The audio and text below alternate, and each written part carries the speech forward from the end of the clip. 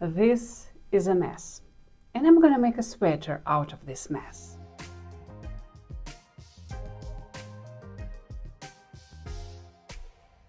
And in this video, I'm gonna explain how to make a decent looking garment out of these leftovers. I've been collecting these leftovers for years. I've made sweaters out of scraps before and they looked really ugly. So I figured out certain rules that I now follow to make good stuff.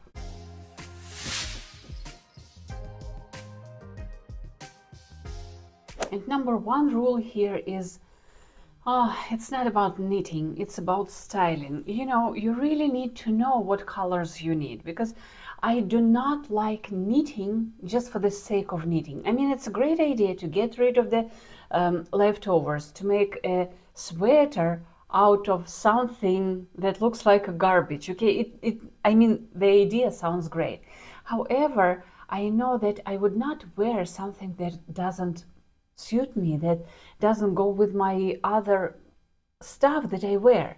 So this is why from this pile of leftovers I took the ones that are gonna work for me, that I wear. So I had to figure out my basic colors. Well, it's easy in my case because I'm in my beige era. Just knowing what you need and match the colors of leftovers for what you personally need.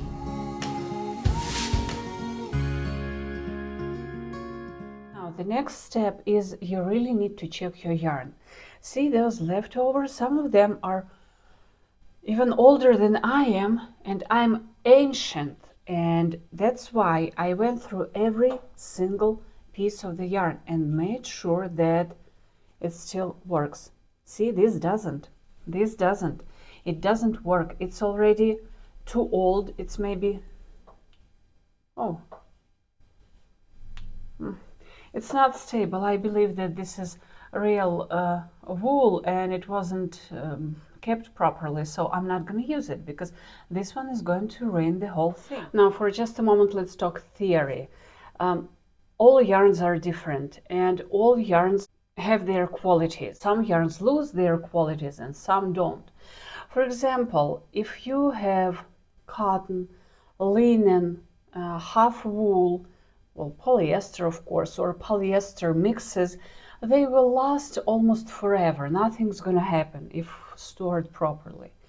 However, fibers like cashmere, angora, something like very fragile, demanding yarns, they're not going to last forever.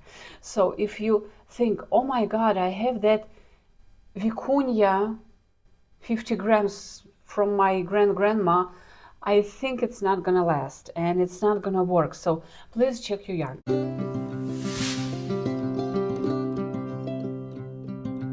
Okay, and we're getting closer to the knitting process itself, and the most important here is to figure out which yarn is the thickest, because you're gonna adjust all of the other yarns to that thickest one. Why is that?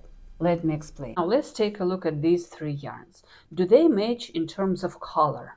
Well, yes, they do. Milky white, pinky white, but anyway, they do match. Do they match in terms of material?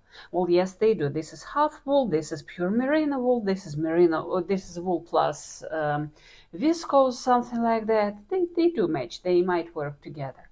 But what happens if I use them in the same project the exact way they look right now? Let's say this is your sweater, the front part, let's say. So you take this thick yarn and you need like, let's say 80 stitches, okay, to go from here to here.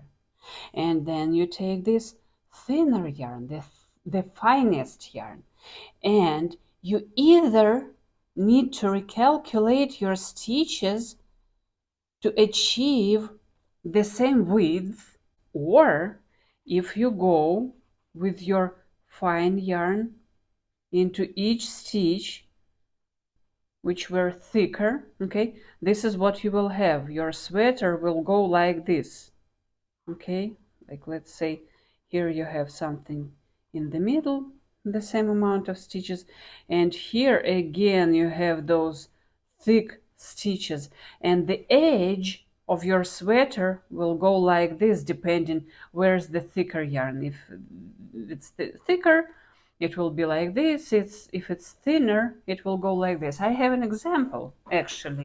I do have that mistake right here. This yarn, this thread is a little bit thicker than this one. See, here I have this wonky situation. Okay, it's not that bad. I'm not gonna frog it because, well, you know, it will stretch a little bit, but it's just a little bit. Okay, it's just a little tiny bit. Well, I can ignore it right here. I mean, I will stretch it. This little thing will work okay. But if I had more than one, this is what would happen. How do you avoid that situation?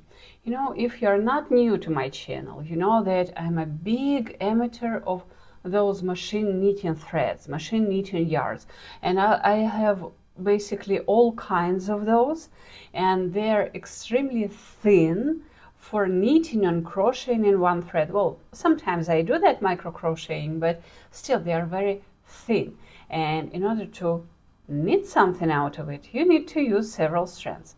And in this case, if you need to thicken the yarn, which is thinner, which is finer in comparing with your master yarn, okay, you can add those machine knitting threads and have the right size of yarn that you want. So let's say, for example, you have this thicker thread, right?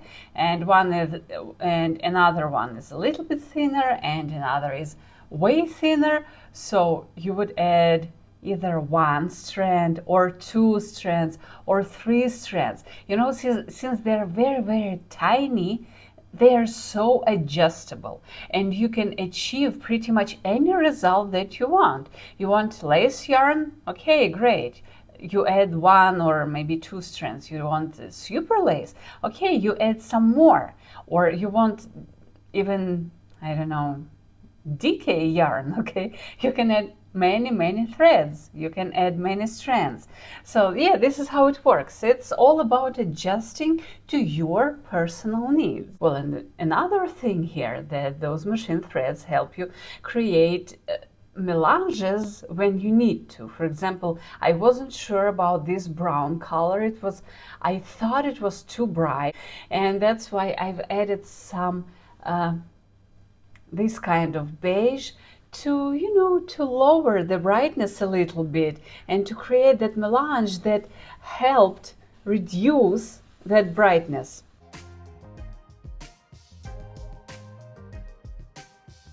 The next step for me in this project, and maybe it might work for you also, is basically cheating.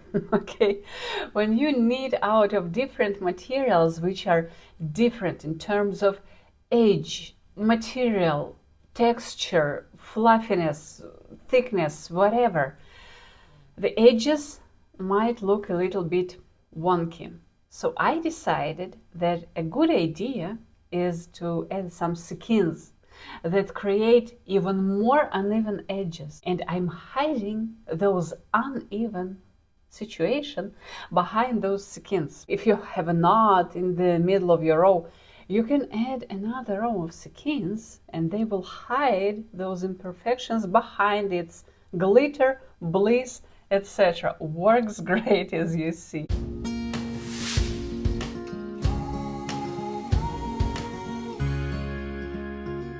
Now, my next rule for such projects, for projects from scrap yarns, is I do not play with stitches. What do I mean? See, it has a lot of color, it has a lot of texture, even sequins, like in this case, and adding some sophisticated stitches would create a little bit overload of impression here. So for such projects made from different yarns, I would go for the simplest stockinette stitch that is possible, and I would use just knit, purl, maximum. That's it. No Aran elements, no open work elements, no nothing, because it's already too much. Well, I mean, not too much, not to make it not too much, if it makes sense.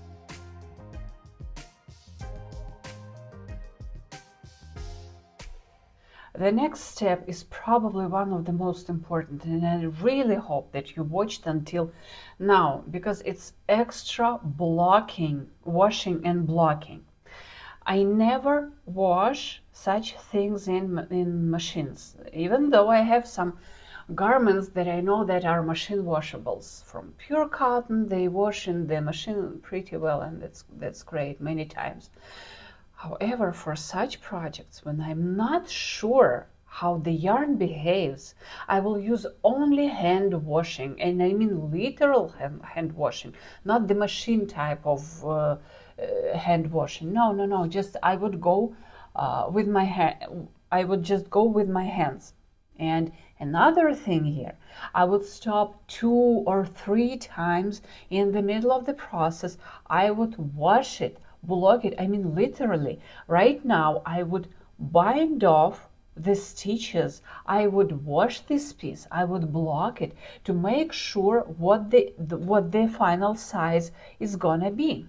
And when my front part is ready, I'm gonna block it again before even starting the back part, because in this case the back part will be from one yarn, and it's predictable. I can make a swatch and see how this yarn behaves. But in this case, when you have a mix of different yarns from different collections, from different eras, from different ages, I'm gonna just, stop, block it halfway, then undo the bind off, cast on the stitches again, and go over and over and block the front part again, so that I can count the stitches I need to cast on for my back part. I hope that it makes sense. I mean, it's better to take that step back 1 or 2 or 3 even times than frogging that piece, which it has already been frogged many times. Those yarns have seen life. So in my thought was to make that their last life as beautiful as possible, and to wear it long and not to be disappointed by that project.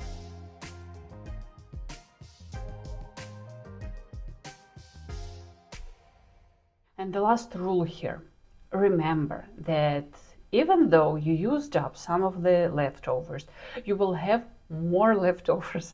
So yeah, remember that every meter or 2 meters of yarn, it could be a start of a new project. So please treat your yarn well. I hope that it makes sense. I hope that it was useful, and please follow this channel if you want more updates on this particular sweater. See you next week. Bye and have fun knitting.